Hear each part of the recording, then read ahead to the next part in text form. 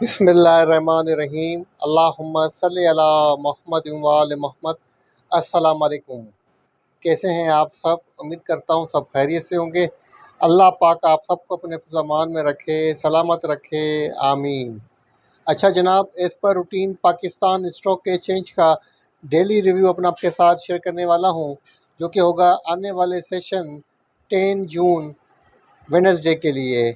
आज भी ना मार्केट के अंदर जो रिकवरी एक्सपेक्टेड थी, अल्हम्दुलिल्लाह वही रिकवरी देखी गई, जिसकी वजह रही पॉलिटिकल अनसर्टेनिटी ख़त्म होती नज़र आई।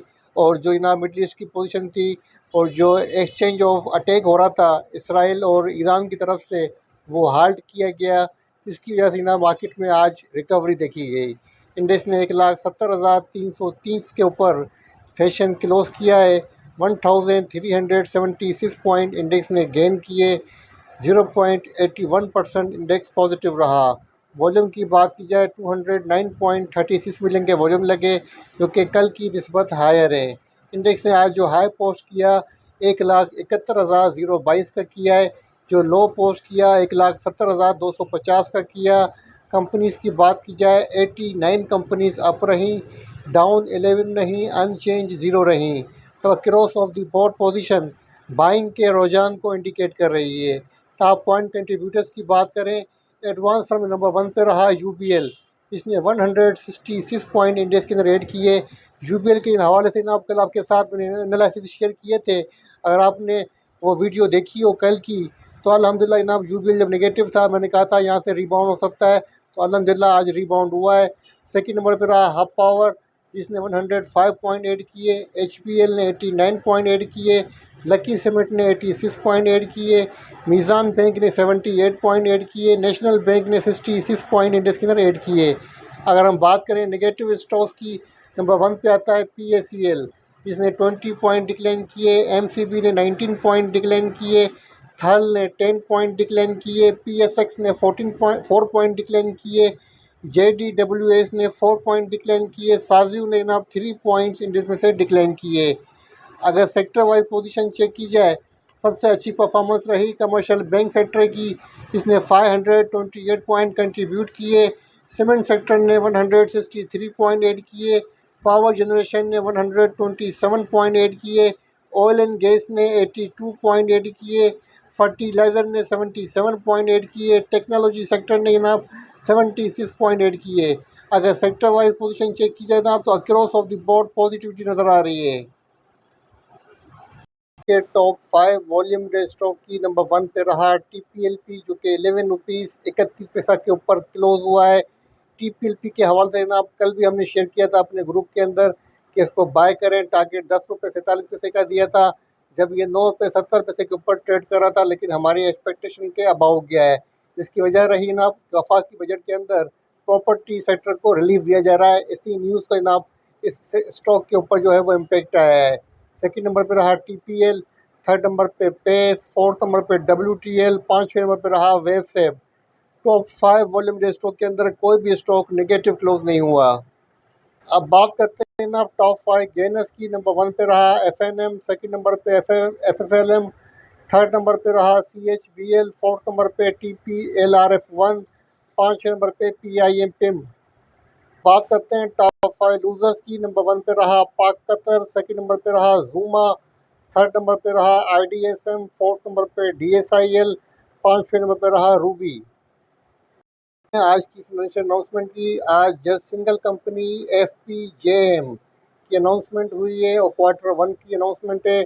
ईपीएस आई है जस्ट 1 पैसा। अब ना बात करते हैं गोल्ड की। जनाब गोल्ड के अंदर रिकवरी देखी गई है। जो पिछले दिनों गोल्ड के अंदर प्रेशर आया, उसके बाद गोल्ड 4,50,000 के ऊपर ट्रेड कर रहा है। मेरा मशवरा जनाब गोल्ड के हवाले से ये है कि अभी करंट प्राइस बाय के ऊपर यहाँ बाय करें। यहाँ से आपको गोल्ड के अंदर कम से कम 30-40 हज़ार रुपये का इजाफा नज़र आ सकता है। तो जिसको भी ना गोल्ड के अंदर बाइंग करनी है, करंट प्राइस के ऊपर बाय कर सकता है। अच्छा ना पाकिस्तान को डेट का जो इंटरेस्ट है जनाब 45 ट्रिलियन इंटरेस्ट ऑन डेट जो है वो पे करना है, और उसकी तैयारी पाकिस्तान कर चुका है।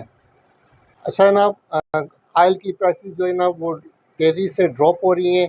ऑयल जो है ना 90 यूएसडी पर बैरल के बिलो ट्रेड कर रहा है और करंट प्राइस जनाब 88 यूएस पर बैरल के ऊपर जो है वो ट्रेड कर रही है। अच्छा जनाब, गवर्नमेंट ने जो है इलेक्ट्रिसिटी प्राइसेस कम किए हैं, 1 रुपया समथिंग, कोई बड़ा रिलीफ नहीं दिया है। अच्छा जनाब, फेडरल गवर्नमेंट ने जो है वो प्रपोज किया है कि 1.2 ट्रिलियन कट किए जाएँ प्रोविंशियल एनएफसी में से। जो बजट है अभी तक उसकी डेट फाइनल नहीं हो रही है और कमिंग डेज़ के अंदर जो है ना बजट पेश किया जाएगा, ऐसा कहना है वज़ीर ख़ज़ाना का। अच्छा जनाब, गोल्ड प्राइसेस में आज 2,830 रुपये का इजाफा देखा गया और इजाफे के बाद जो गोल्ड की प्राइस रही पर तोला 4,55,063 रुपये रही। चांदी की प्राइसेस की बात कर लेते हैं जनाब, चांदी की प्राइसेस में 141 रुपीज़ का इजाफा देखा गया। इजाफे के बाद जो प्राइस रही 7,314 रुपये रही पर तोला।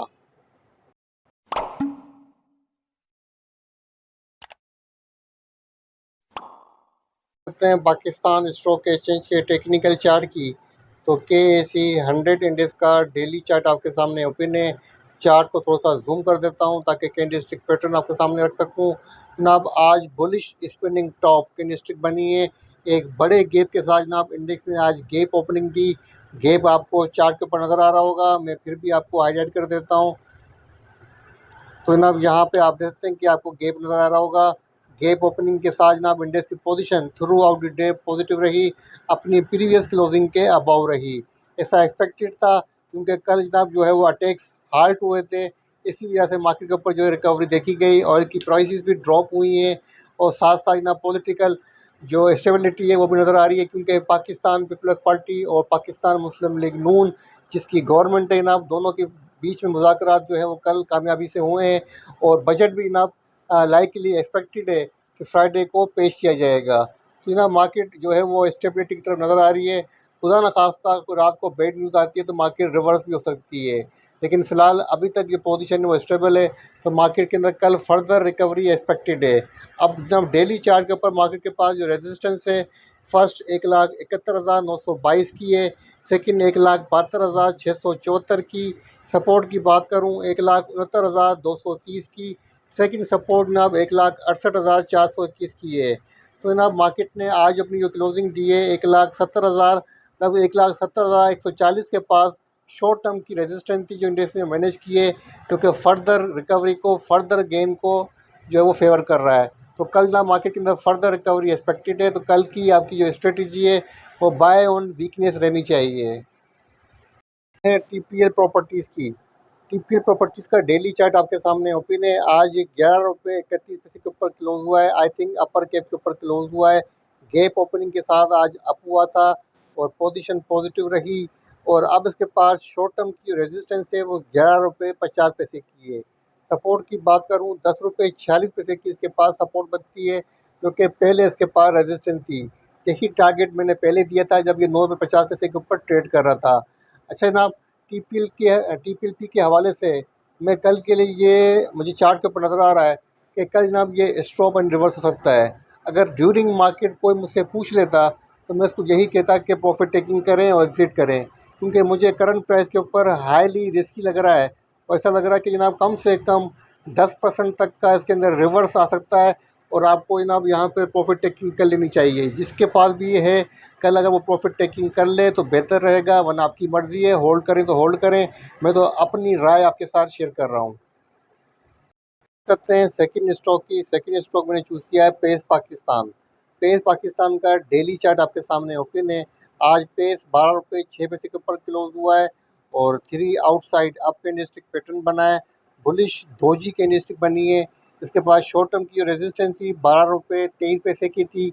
अगर इस रेजिस्टेंस को मैनेज कर जाता तो काफ़ी अच्छी क्लोजिंग हो जाती, लेकिन फिर भी ना क्लोजिंग अच्छी ही हुई है। अगर हम बात करें नेक्स्ट रेजिस्टेंस की तो 13 रुपये 82 पैसे की इसके पास रेजिस्टेंस बन रही है। तो पेस के वाले से ना मेरा जो एनालिसिस है वो ये कहना है कि ना कम से कम 13 रुपये 31 पैसे मैक्सिमम 13 रुपये 82 पैसे तक ही जा सकता है और यहाँ से ये स्टॉप एंड रिवर्स भी हो सकता है।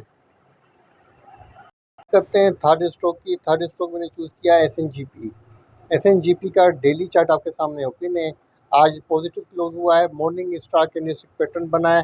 100 रुपीज़ 80 पैसा के ऊपर क्लोज हुआ है।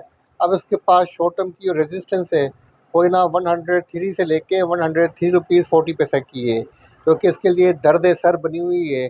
और इस रेजिस्टेंस को ये सस्टेन करके इसके अबाव जो है ना क्लोजिंग नहीं दे पा रहा है। लेकिन अब एक पॉजिटिव साइन चार्ट के ऊपर नज़र ये आ रहा है कि काफ़ी दिनों से ना लोअर लो पोस्ट नहीं कर रहा।